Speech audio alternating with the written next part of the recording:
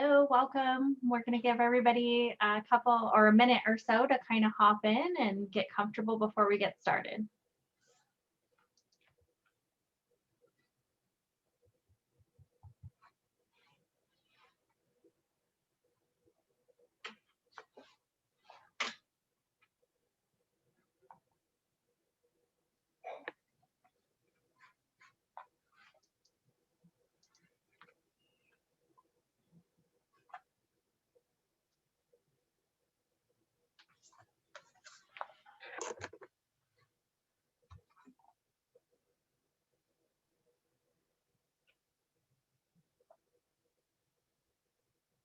If you're just hopping in, we're going to give everybody just a few more seconds to get in, and then we'll go ahead and get started.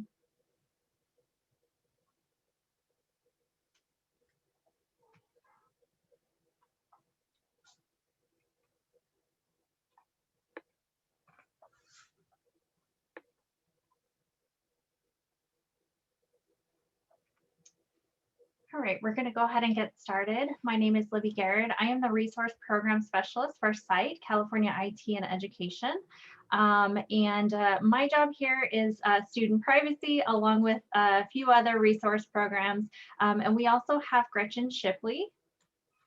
Hi, good afternoon. My name is Gretchen Shipley. I'm with the law firm of Fagan, Friedman, Fullfrost. Most people call us F3 Law. And it's our pleasure to be here with CITE and CCEE today.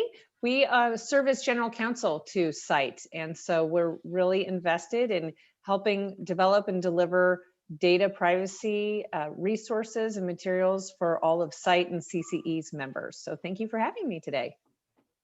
Thanks for being here, Gretchen. So today, you guys, we want to talk with you guys about student data privacy and some great resources that CITE and CCEE have partnered together to create for you guys. And so from CCEE, we have Ms. Ronnie Jones. Great. Well, thanks, Libby and Gretchen, for having me join you. I really just want to take the time to say thank you to CITE for all of their work with their members and their partners in order to bring these resources together and make sure that they are available to leaders within the state. So you can go to the next slide, Libby. I just want to make sure that I highlight that, you know, if there's any questions that you have, if there's anything that you need, there's a couple of platform norms up here for you. I think that highlighting that we're going to use the Q&A today is something that's really important. And then the next slide. All of the resources that you hear about today will not only be featured on the CITE website, but will also be featured on a website that CCEE has recently launched. It's called Leading Forward. It's a host of resources for educational leaders as they respond to this ever-evolving situation in the state related to the pandemic, to distance learning, to now many of you are planning for AB 86. So there's lots of resources there, including all of the CITE resources that you'll see today. So thanks very much, Libby, and I will turn it back to you. So one last housekeeping piece, we do have a survey for session feedback. So we hope that you guys find everything useful and beneficial for you guys to use within your districts on student privacy, but we would love to hear your feedback. And so I believe the feedback link will be available to you guys either in the chat or on our webpage for sure with access to this presentation at the conclusion. And so with that, we want to just jump in. We want to save as much time towards the end to hear all of your questions. And as we're going through, make sure you guys are using that Q&A feature in the chat to ask us any questions. And so we want to spend a lot of time sharing the resources, but also kind of hearing where we can help you guys. So with that, there is a history of student privacy in California. We all kind of came on board roughly about the same time, about 2014 in California. We were really feeling the crunch, especially in K-12 with the new laws that were coming down. We had SOPIPA come about in 2014, and in 2015, we were hit with AB 1584, which left a lot of us districts reeling and kind of trying to figure out a way figure out resources, figure out process, procedure, and what does it look like to actually implement a process or protect our students' data. And with SOPIPA and AB 1584 being introduced, we all were looking for how do we manage. And so CITE partnered with the SDPC at that point, and we brought about the California Student Data Privacy Agreement. We are now in iteration 3, which is a national document. So what that means is it's kind of looks the same across the nation for all these districts and alliances that are functioning under the SDPC, which is a huge win for both districts and for vendors alike. With the SDPC, we also help to man the California Student Privacy Alliance database, where there's a lot of contract sharing happening, and a lot of those features of the database and that agreement put together have really helped districts to pull a process together. And we really want to highlight and talk about today what resources and what process is in place, and how can we help you guys with resources to empower you guys at every level. Not just at the IT level that we specialize in with CITE, but all stakeholder levels to have the knowledge and resources that they need to function and play their vital role in this process. And so we broke that out into 4 different stakeholder groups today to share with you guys. So we have families and students, then we're going to talk about teachers and staff, district leadership and school boards, and then finally technology, business, and educational service departments. Everybody plays a vital role. And so we really just want to dive into each of those stakeholder groups and share with you guys what we have as resources to share with you. So we're going to start off with families and students. What are the privacy priorities? And so from the advocacy standpoint for CITE and CCEE, we talk a lot about transparency with the process. Do you, as families, students, parents, do you know what data is being shared and with whom?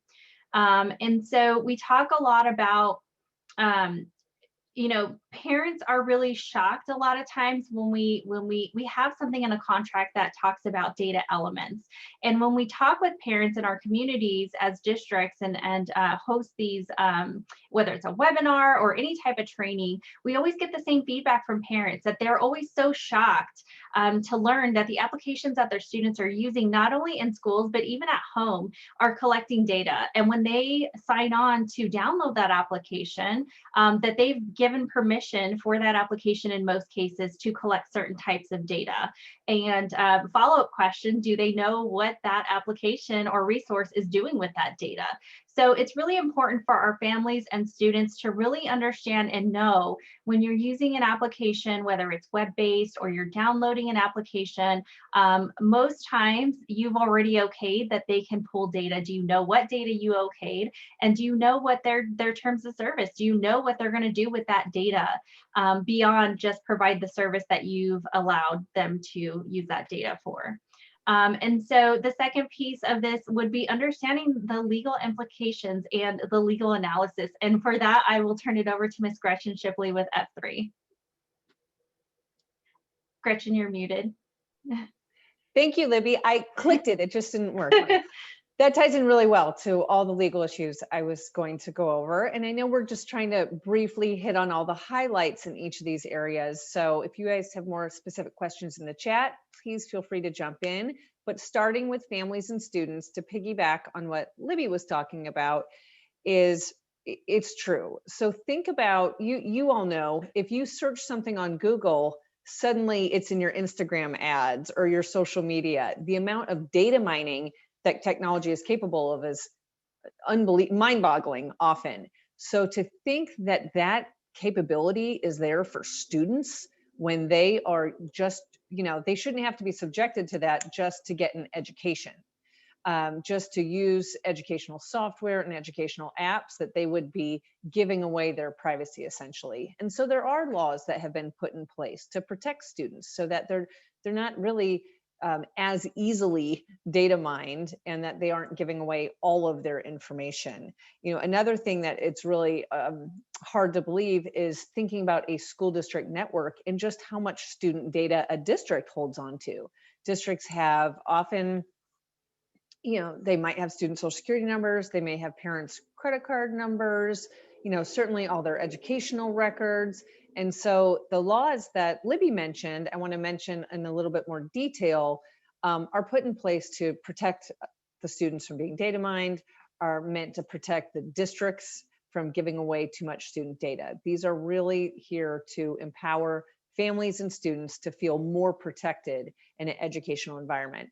The first law I want to mention is FERPA, the Family Educational Rights and Privacy Act.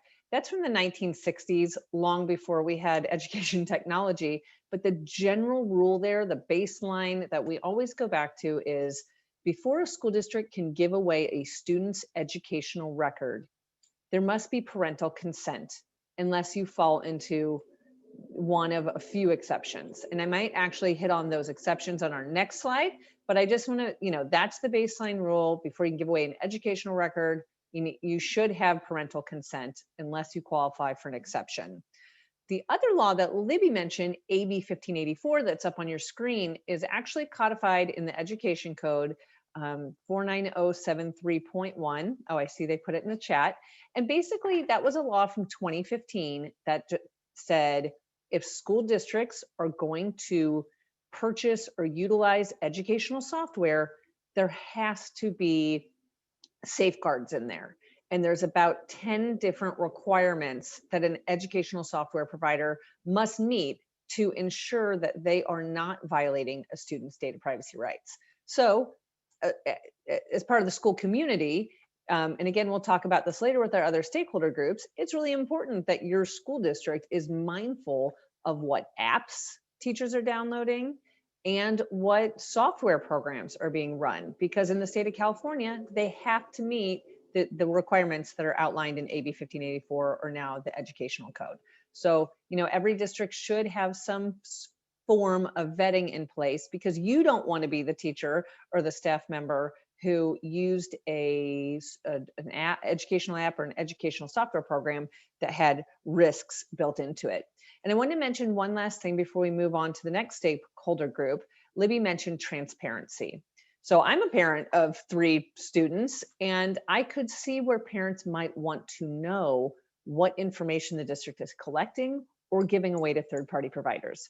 So just so you know, there is a federal law, COPA, the Children's Online Privacy Protection Act, that does say for children under the age of 13, when software is collecting information from those children, it is recommended, it's not required, but it's recommended that school districts make those the names of those software companies available and links to their terms and conditions available to parents. So okay, these are the software programs my district uses, and if I really want to read their terms and conditions, I can, and here's where I can find them. So it's not unusual to see that a district will have somewhere on their website just a list of educational resources. And again, it's not a legal requirement that a district could violate. It's just a best practice that's recommended from the Federal Trade Commission under that law called COPA. And I think that's a pretty good overview for our stakeholder group of families and students if we want to move on to our next group. Yeah, absolutely. And I just wanted to kind of share, so not all data sharing is bad. Data sharing has to occur for these application vendors to provide services. We just need to be aware and make sure that we have transparency with our families and all of our stakeholders, really. Let's see. Okay, so our resources that we've put together for families and students, we talk about whose role is it. And so everybody plays a role. So all the way, students, staff, teachers, your admins, and your families, everybody plays a role. And so the hardest part is sometimes to figure out which role do you fit into? And once you figured out your role, what does that actually mean? How does that translate into actionable, pieces, or what knowledge should you have to be able to play your role? And so we have some resources available on our website. Whose role is it anyways would be very beneficial for our families and our students to take a look at. Additionally, if you are trying to communicate with your families and your students, what could that communication look like from the district level? And so we have some guidelines and some sample language that could possibly help you guys with that portion of your process as well. And so we move into teachers and staff. What are the privacy priorities? And while you guys might see some similarities as we go through these different groups, each role, each stakeholder group has their very own pieces that help them to fit into this puzzle. And so when we talk about teachers and staff, we talk about empowering our teachers and staff. We talk about encouraging them to understand what their role is and to have that knowledge base that they're going to need in order to play their role. And so that knowledge goes back and forth. And so at the end of the day, we want our teachers and staff to know what to look for, but we also want them to have the access to easily know which applications are safe for them to use within their classroom. And so Gretchen kind of touched on that a little bit.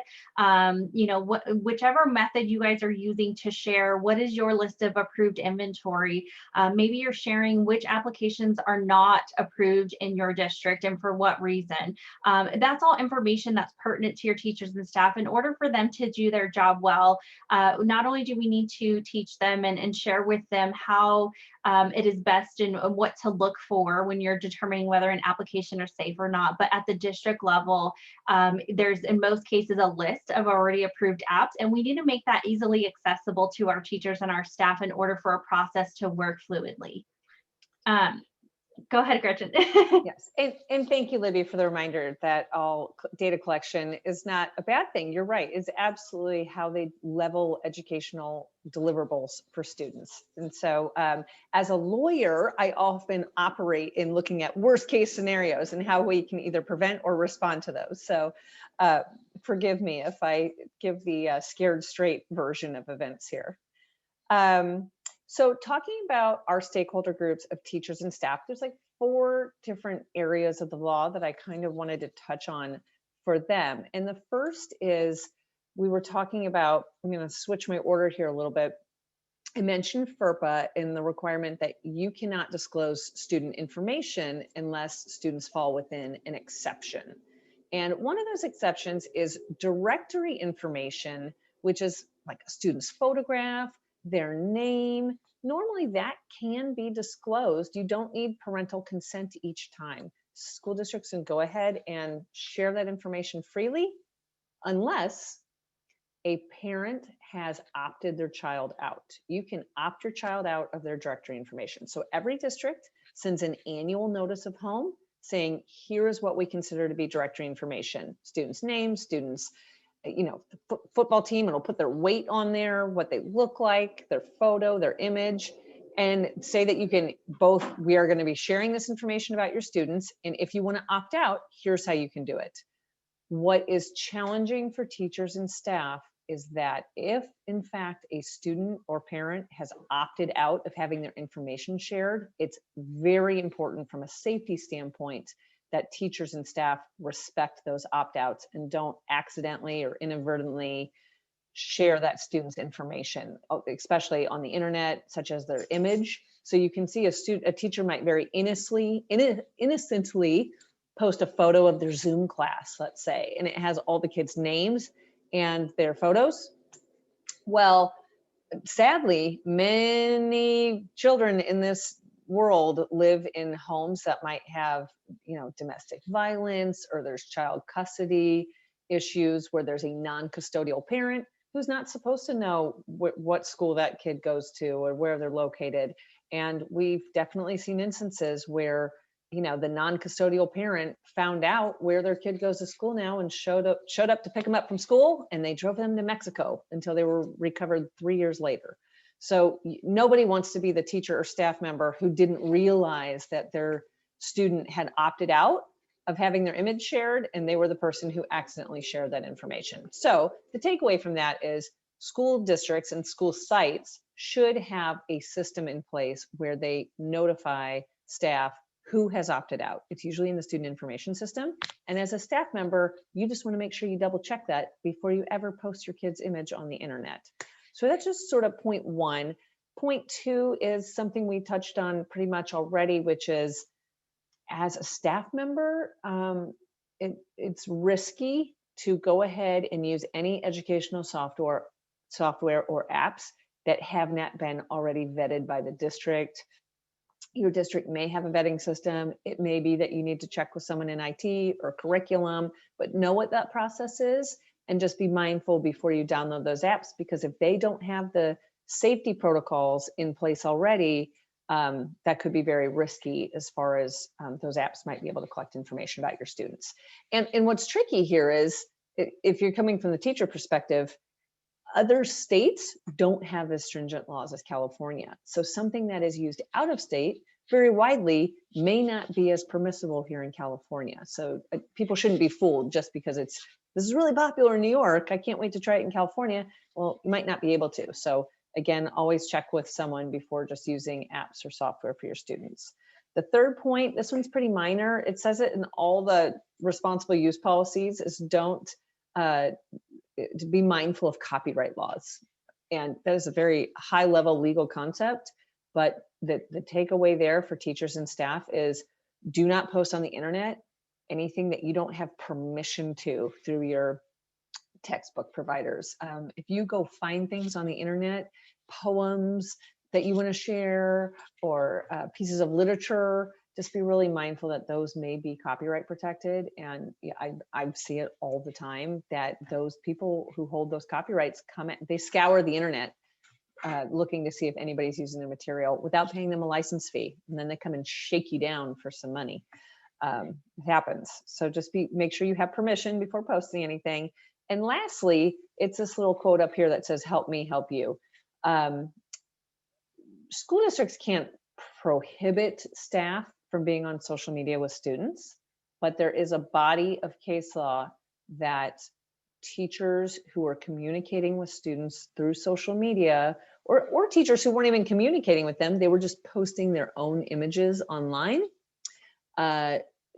was grounds for discipline or termination. Specifically when their school site principal or their school district found their images to be not appropriate role model material for students. And it sounds like a very unfair standard. A case I can point you to is called the Personnel Commission versus San Diego Unified.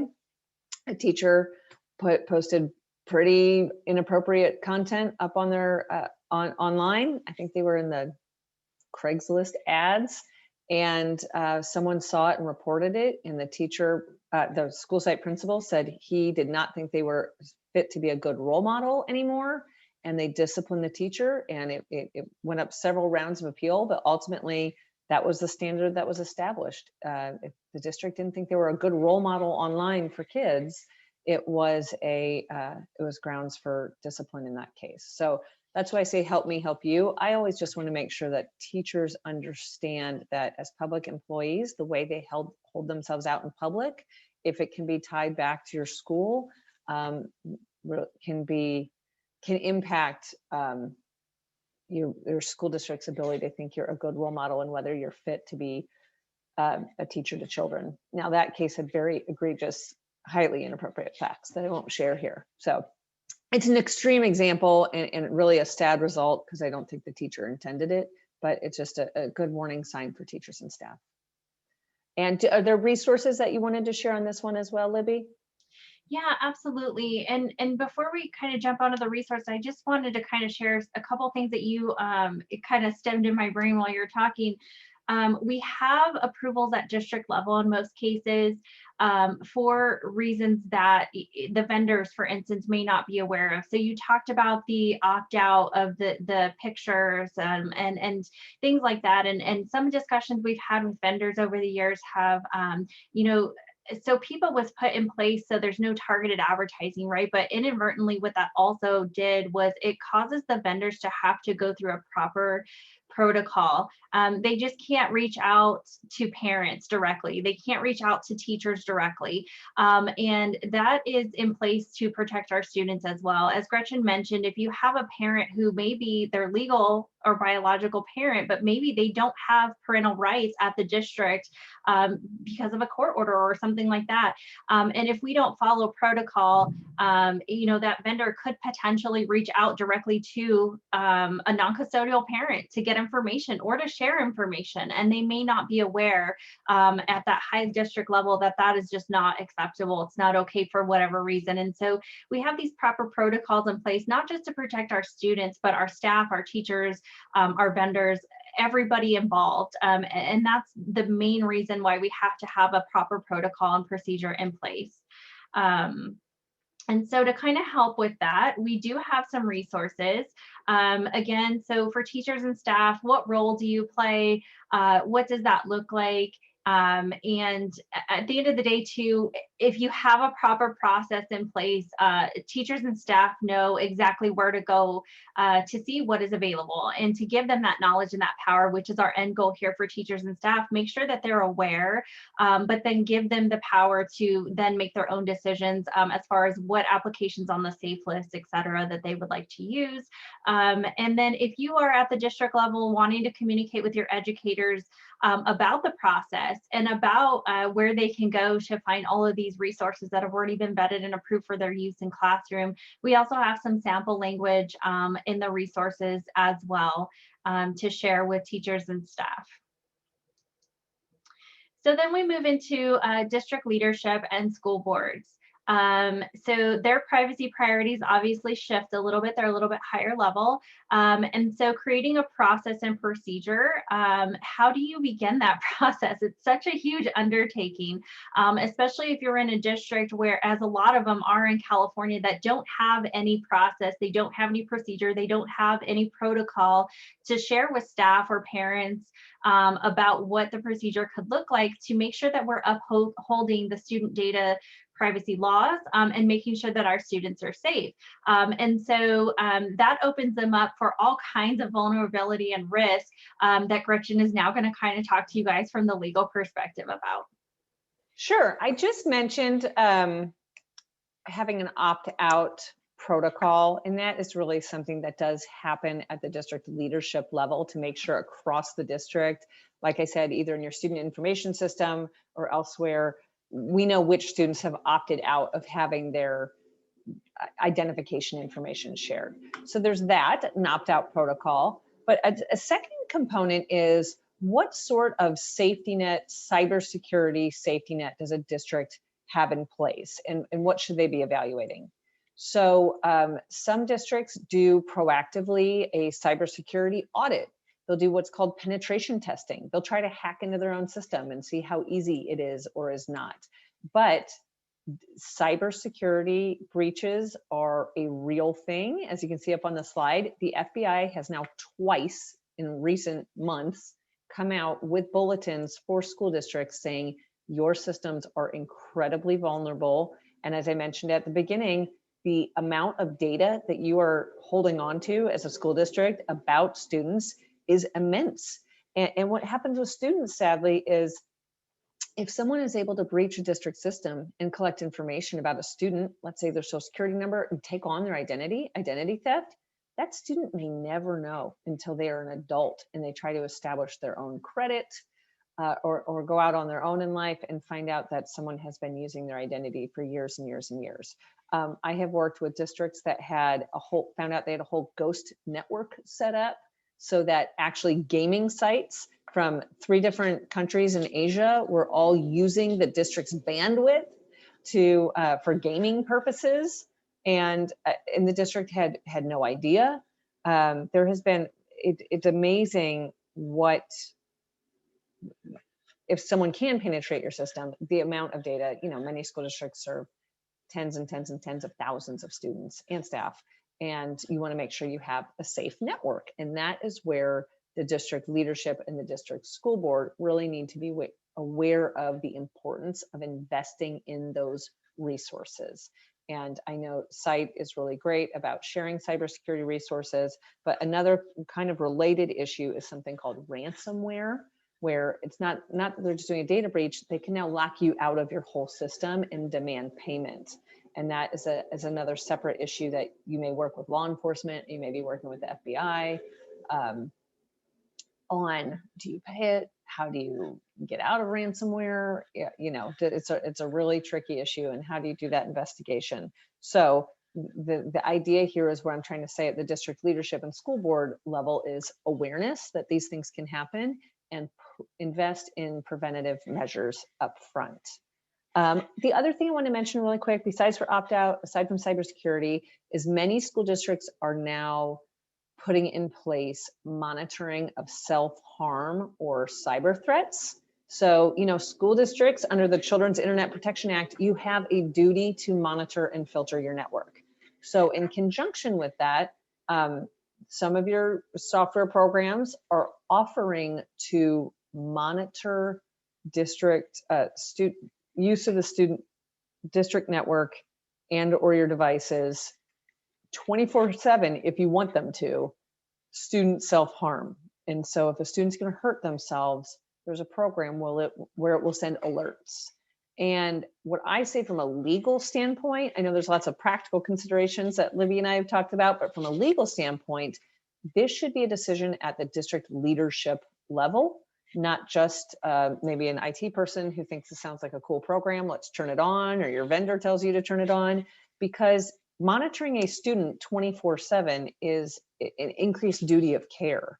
What if, God forbid, a student is suicidal, the district receives a notice, and that person just didn't feel like responding, or they'd been drinking or something, and they're incapacitated? You know, you are extending your duty of care. And so you want to make sure you have a really solid program of who is monitoring those alerts and what the protocol is going to be to respond to them. And as a district leadership, you don't just want to assign that task to somebody, you know, further on down the chain, because you also might have a real wage and hour issue if one person feels compelled to monitor these notifications 24 hours a day, 7 days a week. So again, it's usually, some districts do it at the administrative level on a volunteer basis. The administrators offer to monitor the chat. And there's different steps a district can take to limit their exposure by saying, we're only going to look at these notifications during school hours, or you know, say that, you know, it's not a perfect process, that we will do everything we can, but we can't guarantee that we're going to respond to them timely. And, you know, we do have lots of resources that if anyone's interested in getting more information about setting up a self-harm response system, or how you evaluate those notifications and set up your monitoring, you're welcome to reach out to CITE, or reach out to us as well. Libby, and I know you had some resources here to share as well. Yeah, so again, Gretchen always brings out the best in my thought process. But one of the elements that we talk about when we talk about our data privacy agreement, there's a schedule of data in there. And so with all the things that we've talked about, you know, the FBI warning, we have vulnerabilities, we have the most valuable data, we have all the data on all these students and their families.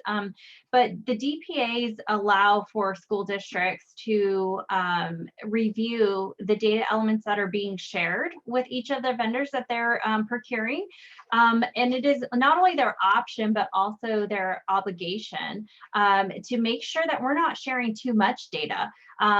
You know, for instance, if you are procuring a third grade math application, you don't necessarily need to share the demographics of the parents and what they do as a job, and you know, all of these different elements that we have in our student information systems. And a lot of these applications are now asking to tie in directly to those systems. And so as district leadership and school boards, we need to make sure that we're aware that when we're contracting and procuring these contracts are ours. And if you're working with a vendor who is asking for too much data, ask those questions and make sure that in the event of a data breach, you're not oversharing data. You know, we don't want to have to be going out and cleaning up a bigger mess than what we would have to do. So it's not only our duty, but also our obligation at the district level to make sure that if we are sharing data elements, that we're not oversharing. And so make sure that we are touching on that as well. But the big draw here, right, is how do you create a process? How do you have a procedure? Where do you even start? And so what we worked on is the student data privacy roadmap. And it takes you from where we are now, so learning about the privacy laws, all the way into developing a plan, who's involved in the plan, how do you share, how do you train, all the way out to, okay, you have a process, you have a procedure that's been adopted, your staff is trained, everybody is well aware of what the process is. Now share and inform that with your community stakeholders, back down to your families and your students, where we started this process today. And so we've tried really hard to create resources that will guide you guys through that very cumbersome and tedious process. And so now we look to our technology, business, and educational staff, and what are the priorities there? Again, you'll see a little bit of a shift in a lot of the same things that we've talked about and touched on, but these are the groups who have to work together to design and implement the privacy process and the relevant procedures that the board and the leadership will have put together. And so with that comes its own array of legal to-dos and vulnerabilities and risks. Yeah, I mean, talk about help me help you, especially when COVID hit in the spring of 2020. Many school district staff, administrators rushed out to purchase as quickly as they could distance learning materials. Totally understand, we were all in a pinch and everyone was doing what they needed to do. However, looking back, there was a lot of steps and procedures that could have been followed a little bit better. And what I'm trying to do now with a lot of school districts is go back and make sure that things were done correctly, because if they weren't, it's better to correct them now than before your E-rate audit comes through or your CARES Act funding audit comes through. And so in looking at sort of what those requirements might be, one is, school districts in California, again, need to enter into software agreements that have all the data privacy requirements in California. It would be negligent to enter into a contract that didn't have all of those requirements met. And I know that Libby and CITE have a fantastic checklist that we'll get to in our next slide. They have fantastic resources to help school districts be able to quickly vet software and make sure they meet all those requirements. But looking at, did you purchase safe materials? What is your contract vetting process? As I mentioned earlier, do you have an app vetting process? These are areas where it's really important for both technology, business, and ed services all to be talking, or your curriculum and instruction. You don't want your IT folks necessarily picking out all your curriculum, and we don't need the business office buying technology that doesn't connect with the rest of your network. So definitely these departments need to be communicating when it comes to procuring new technology, new software. And that is where I personally have seen a lot of legal trouble come into play. Either it was done too quickly and it didn't follow the right process. So you need to have board approval when, anytime you enter into a contract. If you are going to be using a piggyback contract, you may need a board resolution. If you are, the CARES Act there's going to be audits and they're going to look back at these things. So there was some school districts who did things like buy $10 million of Chromebooks through a purchase order and just put it through on their consent agenda for their board. And, I'm concerned that when the CARES Act audits come around, they're going to look at whether or not that was transparent enough. So because, they did it under a piggyback contracts, you're supposed to have a board resolution or a best interest finding from your board. So that's an example where you want to make sure your technology and your business department are talking and going back. If it's not looking forward, at least let's make sure we dot our I's and cross our T's on all the purchases that have been made in this past year. So you don't have to return funds. And then another thing I want to mention is lease financing of technology is another example where there's a very close due diligence process. When you lease finances, when you enter into a financial agreement, over time to purchase technology. And in those agreements, there's a very thorough due diligence process that a district has to demonstrate on how they procured the particular type of technology. And so it's just another reason why you need to dot your I's and cross your T's and not rush through the whole process. I think that pretty much, I'm reviewing my checklist here of, I think it's really going to come down to, Libby, showing you your resource, because I think it's a great one on, you know, making it useful and easy for school district staff to make sure that the products they're purchasing are safe. Ooh, one last thing I want to mention. Yeah. Vendors. I know we love them. Okay, I know you guys work with them all the time, so I don't want to upset anybody. However, I mentioned a piggyback contract. That means a piggyback contract is when another public agency, another school district, has entered into a contract with a vendor. Sometimes it is okay for your school district not to go out through any procurement process, not to go out to bid or anything, but just piggyback on that same contract. There's a lot of rules in piggyback contracting that you have to meet in order to be able to do that. But what vendors often do is say, look, you don't need to go out to bid and look at a whole bunch of different vendors. My company has already contracted with another public agency. You can piggyback off of our contract. There's a lot of review to make sure that piggyback, use your legal counsel to make sure that piggyback contract is valid. It had to be procured correctly. It has to have certain authorization language. You have to make a best interest finding by your board. There's a lot of steps. It's great if you can make it happen, but just be very cautious when it sounds too easy to be true. Make sure you double check that you've done all your due diligence on that piggyback contract. That's my words of advice. Yeah, that's a great point. And as Gretchen said, this is such a big process. And for a lot of districts, we hear all the time that it's such a big shift in order to create a process. And so in addition to the resources that we've created, talking about creating the process, there's you know, lots of little pieces that you guys have to take in mind. And one that I will say was the most beneficial when developing a process in a district like this was working together. So all the departments and all the roles that we've touched on today, they truly have to communicate and work together and give their input and be able to kind of say, this is our function, this is our role, these are the things that we're looking for with the process.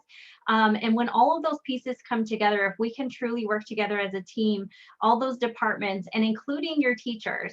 And so, you know, something that we've put together, a resource outside of these that we're talking about today was at-vetting teams that include your teachers and giving your teachers that voice to, like we said, empower them and give them the knowledge to actually play their role in all of this. And who better to guide the districts once your process is in place of what applications that you guys are going to be vetting and working with than the teachers themselves. And so that teamwork is going to be truly instrumental when working through all of these processes that you're going to be developing. And when you are developing a process, what are key factors that you have to make sure that you're touching on? And so we've put together a privacy checklist, privacy compliance checklist for your district. And this kind of guides you through what could that look like and what are the important parts that you have to make sure that you are touching on when creating your process and your procedure. And so again, this resource, the privacy checklist, is available on our website along with this presentation and lots of other great resources for you guys to guide you through the process. We are now at the portion of our presentation where we want to hear what are the things that kind of keep you guys up at night when you're thinking about actually implementing this and creating a process. What questions, what feedback would you guys have? And I think our chat was going off. I don't know, do we have any questions or feedback yet, Laurel?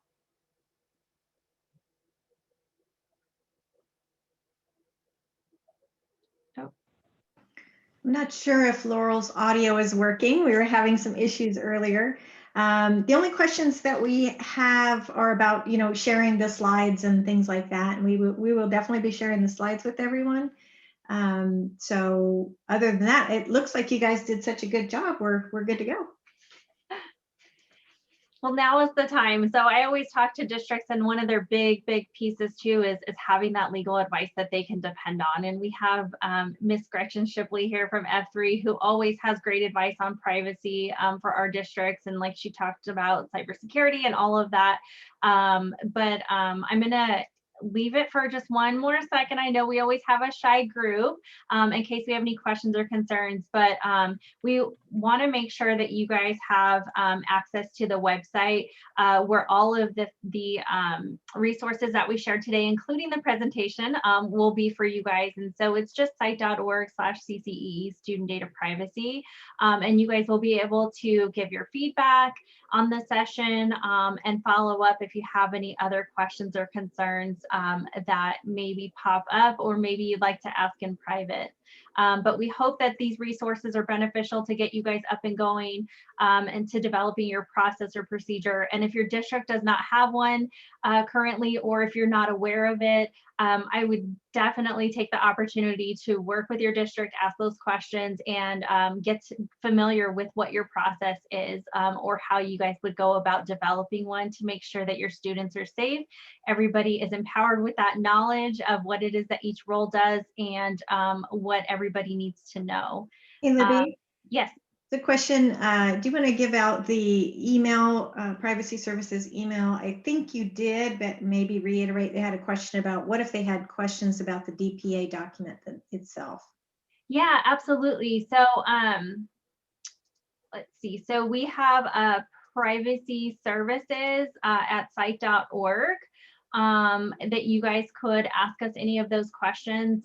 We didn't really touch on too much some of the site-specific resources. They are available at our website. I think that I did see Laurel share the email and the website for some of the resources. Whoops, let me make sure I can type.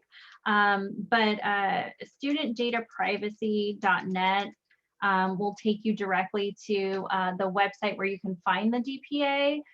It is the California National Data Privacy Agreement, as well as the database that was mentioned.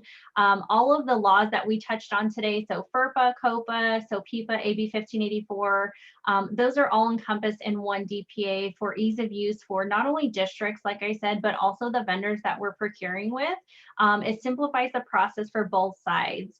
As Gretchen mentioned, it is a piggybackable contract, a little bit different than, a full RFP process, but it is piggybackable, which allows one district to do a lot of the heavy lifting and the rest of us to kind of piggyback and use that same contract to help speed the procurement process along. So I shared that in the chat as well. And we are always ready and able to help you guys any way that we possibly can, whether it be creating more resources or holding more webinars, or any way that we can assist districts with privacy. That's what we're here to do. And I just want to mention that I went ahead and put my email address also in the chat. If anybody has any legally specific questions or needs any help with anything, I'm always happy to assist. And I just want to thank CCEE and CITE again for the opportunity to be here and chat with you. It's always my pleasure. And thank you, Gretchen, for being here once again with us. And thank you, Ronnie from CCEE, for the opportunity. So if there's no more questions, I think we're good. Oh, hold on. There's something. Are the older versions no longer valid? So I'm going to assume that question is on the DPAs, the data privacy agreements we just kind of touched on. And yes, they are still valid. What happens when you have a new version is those ones will kind of naturally expire, right? So if you find a version 2 that has a piggybackable Exhibit E, you can still piggyback on that. Be mindful that the expiration date is always 3 years from the day it was originally signed, not the date that your district is piggybacking on it. And so you'll kind of see there that there's that fluid natural expiration with older versions. We highly recommend, version 2 is actually no longer available for download, because we highly recommend that districts would use the new updated version. It helps the vendors, it helps the districts to be more secure, because as we go through this process, we are also learning and making that contract better for districts and vendors alike. Okay. And then I believe this one will be for you, Gretchen. Can you explain more your thoughts on piggyback / JPA purchases that are onboard content, maybe, but not tied to a specific resolution? If they are on publicly available agendas and approved publicly by vote of the board, how could an auditor say that it is not transparent enough? I'm not sure I totally understand your question. I don't know if Peter's able to unmute, but what I think he might be asking about is some school boards, and there's a little bit of a mixture here going on. The DPA, the Data Privacy Agreement, and its Exhibit E that's piggybackable is for data privacy. Sometimes we're talking about piggybacking in a totally different context, and that is when you're actually just purchasing something. It could be Chromebooks. You're purchasing something and you want to expend the funds, and you don't want to go through the procurement process that's required. You know you want Chromebooks. It matches everything else you have in the district. You don't want to have to look at all the different tablets out there. You just want to piggyback off the purchase that another district has already made. There is a best interest finding that a board is supposed to make before they can make that purchase. That best interest finding is usually done through a board resolution. And I think this is what Peter is getting at. Some school districts will put out a blanket at the beginning of the year resolution saying, we think that any piggyback, it is in our best interest to always enter into a piggyback agreement. And so I think that might be what he was saying, where it's not specific enough. We think that is an okay practice, probably not the best practice, because the statute wants for each an individual piggyback contract that you enter into for a purchase, that they want you to evaluate whether that individual purchase is in the best interest of the district. So it's a best practice to do it on a case-by-case basis when you're making a purchase through a piggyback, that you make a best interest finding rather than a blanket one at the beginning of the year. But even a blanket one at the beginning of the year is better than no finding at all, because that's also what we see what happens. So I hope that that's a pretty complex concept. And I know it's a little confusing because we're talking about the data privacy agreement, which is piggybackable for purposes of data privacy. And then separately, I'm talking about the same concept of piggybacking, but specifically under the public contract code purchasing laws. And this is a perfect example of why the business office, which deals with the public contract code, and maybe the tech department that's entering into the technology contract sometime, need to make sure they're working together. So Peter, feel free to reach out if that didn't answer your question and you have it sounds like you have a really specific scenario in mind. I do see a question from Michelle Bennett about CMAS and NASBO requiring a resolution. So just so you know, we do a 6-hour CASBO workshop on purchasing. Typically, you don't, for CMAS, need a, CMAS is different than piggybacking and is different than cooperative purchasing.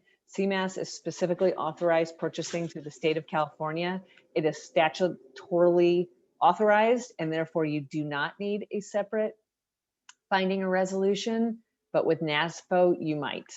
So again, it can be a real case-by-case basis. And so you might want to work with your legal counsel, or I'm always happy to answer questions about whether or not you need a resolution in those instances. But CMAS, because it's state authorized, you're good to go without a separate board finding.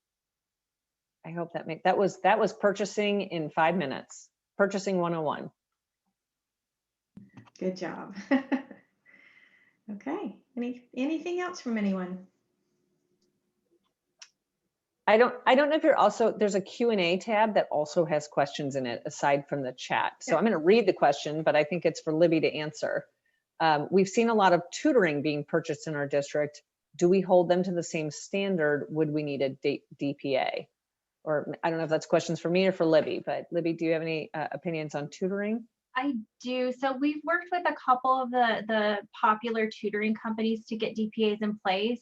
I'll let Gretchen really address any legal concerns that she may or may not have with that, but it's very simple from our perspective. And when I was at a district, if they collect any student data, whether, it was handwritten or they pulled it from our SIS, which in most cases, these tutoring systems are asking to tie into your SIS so that they can fulfill the grant requirements that they have with reporting and things like that. And in those cases, especially if they are asking for student data that comes directly from your SIS system, you definitely want to make sure that you have a DPA in place to protect your students and your district's risk and liability that we already talked about today. So that's what we've worked on with a couple of the more popular tutoring platforms. There are a few adjustments or not even necessarily adjustments, but things that need mentioning within the DPA of how they specifically operate their companies and so on and so forth, so that everybody's on notice. But a DPA is always a good contract to have in place if you are sharing any student data whatsoever. I agree with tutors. A DPA will cover all of your data privacy legal liability if they will sign one, which we hope they will. Libby will talk them into it. But I mean, the idea here is if you are giving student records, making them available to a third party, you're required to have several protections in place under California law. So if you have a contract with a tutoring service, absolutely you want to make sure that they too are complying with all the data privacy requirements. Otherwise, the district is the one who's going to be legally liable for working with a vendor that's not protecting their data and could have a data breach or using it inappropriately. Now, the DPA is your data privacy agreement. I just want to reiterate, if you're working with a tutoring company, you may have an underlying contract for their services as well as independent contractors with tutoring companies in particular, because I work a lot on the insurance end or your JPAs. Any person who is working one-on-one with a student usually need a lot of insurance. And, I hate to say this, but for things like child molestation, it's a very high risk area. So I want to make sure that you all understand that you need to have an underlying agreement for their services, for their tutoring services, and that needs to either cross-reference the DPA or in addition, they should sign the DPA to protect the data part of it. Because I know we're talking about data privacy here, not child molestation, but I just want to make sure the kids are safe on all fronts. Yeah, and our data privacy agreement only deals in student data privacy. We do not, nor do we ever intend to cross over into elements such as payment terms or anything like that. That all is encompassed in a separate service agreement. So we only touch on student data privacy and the data privacy agreement. Yeah. But definitely we worked through those. It took me almost a year with one of the tutoring companies, but they ultimately did sign. And so we have a couple on file in the database. And so, we're always happy if you guys have some questions, concerns, or maybe a vendor. We touched on and talk with vendors almost as much as we do school districts for the benefit of all the California school districts. So happy to help wherever we can. Like I said, we hope these resources were helpful and follow up with us. Check out our web pages if you guys have any other questions, concerns. I know Gretchen said she put her email in the chat. So Gretchen's always a great wealth of information on student privacy as well. Anybody else have anything else to add? All right, well, thank you guys so much for coming. The recording will be available and the presentation will also be available on the website. So thank you guys so much for taking the time to join us, and we look forward to assisting you guys. Have a great day, everybody. Thank you. Thank you. Bye-bye. Bye-bye. Yeah, bye, Gretchen.